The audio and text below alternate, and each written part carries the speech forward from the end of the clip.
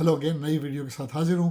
آج میرے پاس کوئی اچھی خبر نہیں ہے آپ کے لیے، لیکن بری خبریں بھی خبریں ہوتی ہیں اور خبروں پہ میرا سر حاضر ہے، اور میری کوشش یہ ہوتی ہے کہ تازہ ترین خبریں آپ تک پہنچائی جائیں۔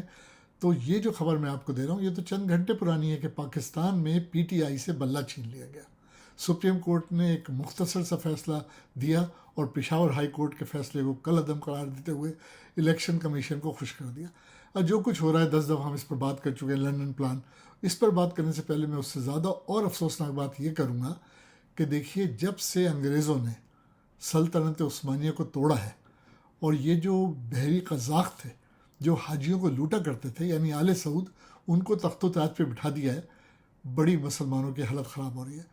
اور اب جب کہ ساری حدودوں کو پار کر کے M B S crown prince بن گیا ہے، یعنی اس کے اپنے باپ سے اپنے آپ کو کراؤن پرنس بنا لیا سپر سیڈ کر کے دوسرے حقداروں کو، تو وہ ایک ویژن 2030 لایا ہے، اور اس کے تحت وہ چاہتا ہے کہ سعودی عربیہ امریکہ، فرانس یا برطانیہ جیسا بن جائے۔ حالانکہ سعودی عرب کی اپنی ایک انفرادی حیثیت ہے، کیونکہ سعودی عربیہ صرف سعودیوں کا نہیں ہے، پوری دنیا کے مسلموں کا ہے۔ علامہ اقبال نے کہا تھا کہ ایک ہو مسلم حرم کی پاسبانی کے لیے، لیکن یہاں تو حرم کی بڑی توہین ہو رہی ہے۔ آپ لوگ فالو کر رہے ہوں گے کہ آپ نے دیکھا ہوگا کہ اب ریاض میں نیا کعبہ بنا رہا ہے، اور اس نے بکینی بیچ بنا دیا، نائٹ کلبز بنا دیا۔ کبھی آپ سوچ سکتے تھے کہ حرمین شریفین کے متولی ایسا کریں گے؟ یعنی ان کو تو ہمیشہ سے خادم الحرمین شریفین کہا گیا ہے، اور شاہ فیصل بڑی بہترین مثال تھے خدام آف حرمین شریفین۔ سارے دنیا کے مسلمان اپنی جانیں اپنی قربان کرنے کے تیار، اپنے گلے کٹوانے کے تیار ہیں حرمین شریفین کے، لیکن اب کیا کر سکتے ہیں؟ اب بچپن سے ہم دیکھتے آئے ہیں، سنتے آئے ہیں کہ بھئی کہا جاتا ہے کہ حرمین شریفین یعنی مکہ مدینہ میں کوئی غیر مسلم داخل نہیں ہو سکتا، اسی لیے مسلمانوں کے ذریعے کنسٹرکشن کرائی گئی، سارے کام ان کے ذریعے کرائے جاتے ہیں۔ لیکن پچھلے دنوں آپ نے دیکھا کہ سعودی عربیہ نے، خصوصاً ایم بی ایس نے، ہندوؤں سے اپنی دوستی بڑھانے کے لیے تمام تلک ولک لگائی ہوئی عورتیں اور سب لوگوں کو مسجد نبوی میں بلا لیا۔ لا حول ولا قوت الا باللہ العظیم۔ یہ اس کا 2030 ویژن مسلمانوں کو اور مسلمانوں کی انفرادی حیثیت کو ڈبو دے گا، اور اب وہ ریاض میں نیا کعبہ بنا رہا ہے، وہ ہسٹری چینج کر رہا ہے، یعنی وہ سال بھی تبدیل کر رہا ہے کہ جس سال یہ وہاب کی حکومت قائم ہوئی تھی اور یہ اہل سعودیوں کو، لٹیروں قزاقوں کو انگریزوں کے ذریعے سے حکومت ملی تھی، وہ اس کا سال بھی چینج، ہسٹری چینج کر رہا ہے۔ میں نے سنا ہے مبینہ طور پہ قرآن حکیم کو نیا لکھوا رہا ہے، یعنی وہ اس میں سے وہ تمام چیزیں نکلوا رہا ہے کہ جو جنگ و جدل اس قسم کے، جیسے اللہ تعالیٰ نے حکم دیا کہ کافروں کو مارو، یہ کرو، ان سے لڑائی کرو، وغیرہ وغیرہ۔ تو یہ تو ایسی چینجز لا رہا ہے جو اسلام کو بدنام کر رہی ہیں۔ اور میں پچھلے دنوں ٹرکی میں تھا تو میں نے دیکھا تھا کہ وہاں ایک دن بڑا شور ہوا، پتہ چلا کہ ایک سعودی نژاد صحافی ہے عدنان خشوگی، اس کا قتل کر دیا گیا، اور وہ بیچارہ، اس کی ایک وائف بھی تھی ٹرکش، اور وہ سعودی عربیہ میں نیو یارک میں کالم لکھا کرتا تھا، لیکن سعودیوں کی ملوکیت اور بادشاہوں کے خلاف لکھا کرتا تھا۔ مبینہ طور پہ جب میں ٹرکی میں تھا تو مقامی لوگوں نے بتایا کہ اس کو سعودی عربیہ کی ایمبیسی بلا کے اس کے ہاتھ کاٹے گئے، پہلے انگلیاں کاٹی گئیں کہ تم اس سے لکھا کرتے تھے۔ اتنا ظلم ہوا، اور ساری انگلیاں ایم بی ایس پہ اٹھ رہی تھیں کہ اس نے کروایا، لیکن دنیا نے کچھ نہیں کہا، اس لیے کہ وہ اربوں ڈالرز ہر سال امریکہ کو دیتے، اور امریکہ جو ہے وہ تو سب کا باپ ہے، اس کے اشارے سے سب کچھ۔ پاکستان میں بھی یہی کچھ، امریکہ کے اشارے پہ عمران خان کی حکومت چلی گئی، اور دنیا بھر میں یہی ہوتا ہے کہ امریکہ جو چاہتا ہے وہ ہوتا ہے، آپ مانیں یا نہ مانیں۔ اب بھٹو صاحب نے غلطی کی تھی کہ امریکہ کو ناراض کر کے رشیا گئے تھے، ان کا اشارہ آپ نے دیکھ لیا تھا۔ عمران خان نے ایبسولوٹلی نوٹ کہہ دیا، امریکہ ناراض ہو گیا، اس نے ان کو اتار دیا تخت و تاج سے۔ تو امریکہ تو باپ ہے سب کا، وہ تو ماننا پڑے گا۔ لیکن جو سعودی عربیہ میں ایم بی ایس کر رہا ہے جو 2030 پلان کے تحت، وہ اسلام کے خلاف ہو رہا ہے، یعنی وہ بالکل ماڈرنائز کر رہا ہے، اور یہ میں سمجھتا ہوں مسلمانوں کی توہین ہے۔ اب اللہ تعالیٰ نے حکم دیا ہے کہ دیکھیں مسلمانوں، اگر خرابی دیکھیں مسلمان تو پہلے ہاتھ سے روکے، اس کے بعد زبان سے روکے، اس کے بعد دل میں برا مان لے۔ تو بھائی میں مسلمان ہونے کے حیثیت سے ہاتھ سے تو ایم بی ایس کو نہیں روک سکتا ہوں، اس لیے میں ویلاگ ڈال کے اپنا احتجاج رجسٹر کرا رہا ہوں، اور مسلمانوں کو انکریج کر رہا ہوں کہ وہ بھی احتجاج کریں، سخت احتجاج کریں، خط لکھیں، ای میل بھیجیں کہ اس کو، اسلام کو اس طرح تباہ کرنے کی اجازت نہیں دینی چاہیے۔ میں سمجھتا ہوں یہ ہم سب کا فرض ہے۔ اور دوسری بات یہ کہ دیکھیے، ہم لوگ کہتے ہیں اہل کتاب، اہل کتاب کو مسلمان مانتا ہے، عزت کرتا ہے، جن میں یہودی اور عیسائی ہیں، ہم ان کو مانتے ہیں، عزت کرتے ہیں، ہمیں یہی سکھایا گیا ہے۔ لیکن جو لوگ اہل کتاب نہیں ہیں اس دین کو تو ہم مان ہی نہیں سکتے۔ دیکھیں نا، ہم سکھ ازم کو، ہندوازم کو اور بدھزم کو یا دوسری جو ریلیجن ان کو تو ہم مسلمان ہونے کے حیثیت سے تسلیم کر ہی نہیں سکتے، اس لیے کہ وہ تو شرک ہے۔ اور ان شرک لظلم عظیم، اللہ تعالیٰ نے کہہ دیا میں ہر ایک کی معافی دوں گا، مشرک کو معاف نہیں کروں گا۔ اللہ کو اپنی ذات کے ساتھ شرک بالکل قبول نہیں، وہ وحدہ لا شریک ہے اور ہمیشہ سے تھا، ہمیشہ رہے گا، حی القیوم ہے۔ تو تمام مسلمانوں کو کان کھل کے بات اپنے دماغ میں ڈالنی چاہیے کہ شرک کسی صورت اللہ تعالیٰ کو قبول نہیں ہے۔ اور میں یہ نہیں کہہ رہا آپ جا کے مشرکوں سے جنگ و جدل کریں، لیکن بھائی آپ کو اجتناب کرنا چاہیے ان چیزوں سے جو کسی طریقے سے آپ کو شرک میں ملوث کر دیں۔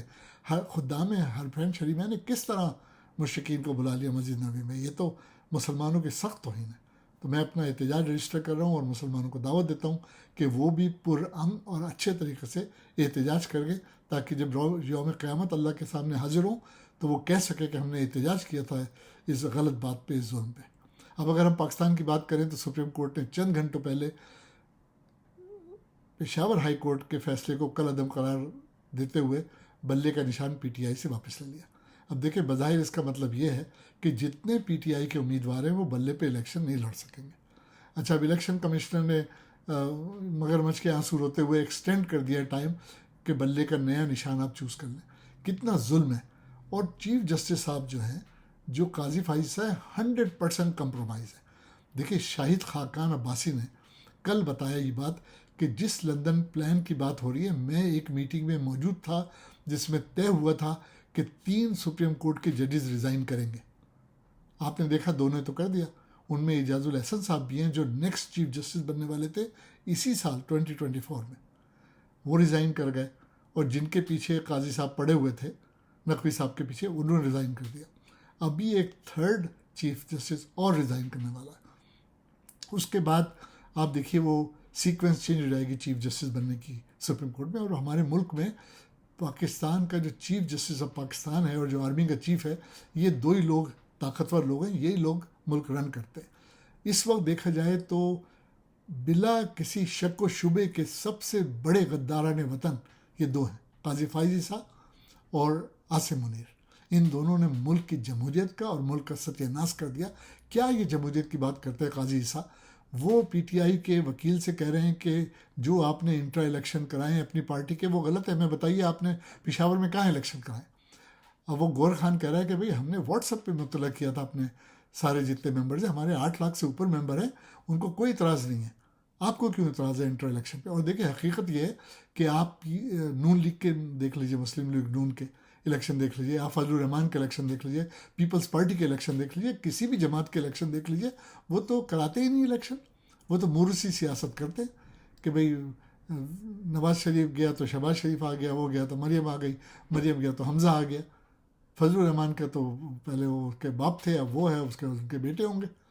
اسی طریقے سے پیپلز پارٹی میں آپ دیکھ لیجیے، موروثی سیاست ہے، بلاول ہو گیا، زرداری ہو گیا، کوئی باہر کا فریال آ گئی، کوئی باہر کا آدمی کبھی آیا ہے کسی اعلیٰ پوزیشن پہ؟ نہیں، ان کسی پارٹی میں ہے۔ تو پھر پی ٹی آئی تو ایک واحد جماعت رہ گئی کہ جس میں کوئی فیملی ممبر کسی اچھی پوزیشن پہ ہے ہی نہیں۔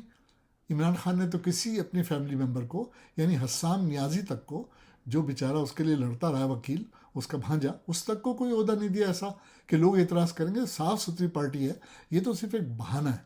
اور دیکھیں، میں ہمیشہ قصہ سناتا ہوں نا کہ پہاڑی، ایک بڑی پہاڑی تھی، اس پہ سے پانی بہہ رہا تھا اور نیچے ایک چھوٹا سا بکری کا بچہ پانی پی رہا تھا، اوپر سے بھیڑیے نے دیکھا تو اس نے کہا مجھے اس کو کھانا ہے۔ تو نیچے آیا، اس نے کہا تم نے 2 سال پہلے مجھے گالی بکی تھی۔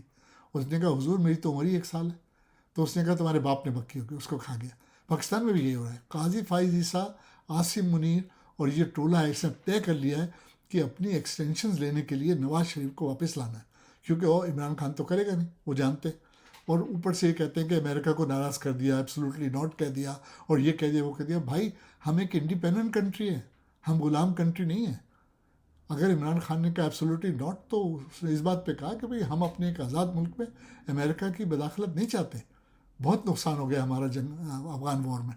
تو اس نے صحیح کہا، اور اسی لیے آج پی ٹی آئی کی 8 لاکھ سے زیادہ ممبر ہیں، اور اس وقت گور خان بتا رہے تھے کہ 12 کروڑ رجسٹرڈ ووٹرز ہیں، اس میں سے 10 کروڑ پی ٹی آئی کے ہیں۔ تو اتنی مقبول پارٹی سے ان سے بلے کا نشان لینا یہ تو ڈیفینیٹلی سازش ہے. اور سازش میں کون شریک ہے؟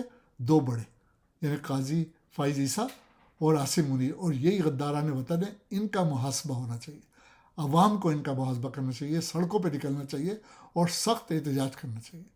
اب تک کے لیے اتنا ہے.